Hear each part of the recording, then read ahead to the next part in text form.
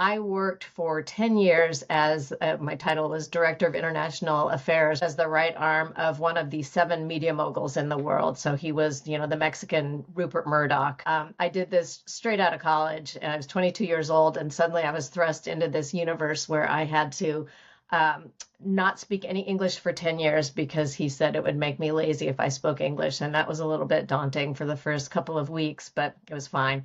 And I was having to manage a personal staff of about 400 people at 22 Wow. in Spanish. And the company was bigger than ABC, CBS, and NBC combined. So we had about 40,000 employees.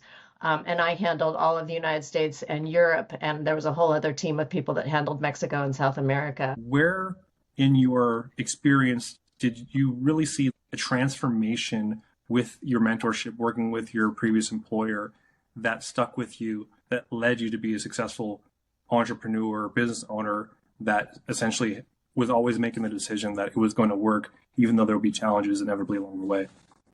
I think a lot of that came from my mother because my mother always told me that I could do anything I wanted to do. But working for a man to whom nobody ever said no to, you didn't have a choice. It had to work. You just figure it out. There is no, I can't do this. I'm going to figure out how to do this. And he knows that I'm going to figure it out. And, he wouldn't take no for an answer. Um, so I guess I've just gotten really good at thinking that this will work. But you talked about your core foundation for your determination coming from your mother and your boss who wouldn't take no for an answer. So you're really raised with the mindset, and I say raised even as a 22-year-old, that it is going to happen and I'm going to figure it out and solve the problem.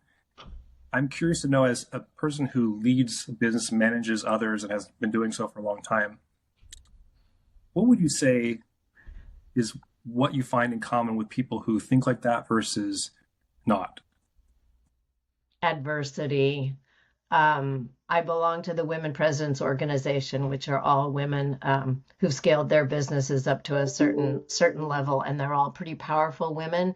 And I think in all of us, something happened early on that we got through, and it made us feel like, and I don't want to say invincible because I'm certainly not invincible, but there's almost nothing I can't do if I really want to do it. I took all that fire that I had from my childhood of not wanting to be in such a difficult situation and turned it into, I can do anything I want to. I survived that. I can do anything. Let's talk about the mindset, the perseverance, your ability to survive and thrive that got you here today. I'm finding with other leaders, really is at the core of what they might be looking for when they are trying to build people up in their organizations to help their business be successful. Because the mindset of, I'm just going to make this happen. This is not the most difficult thing I've ever been through in my life, not since childhood, not since adolescence, not in adulthood. This is going to happen. And it's great to hear that this is sort of a constant I find with leaders who are really successful and who are self-made on top of that.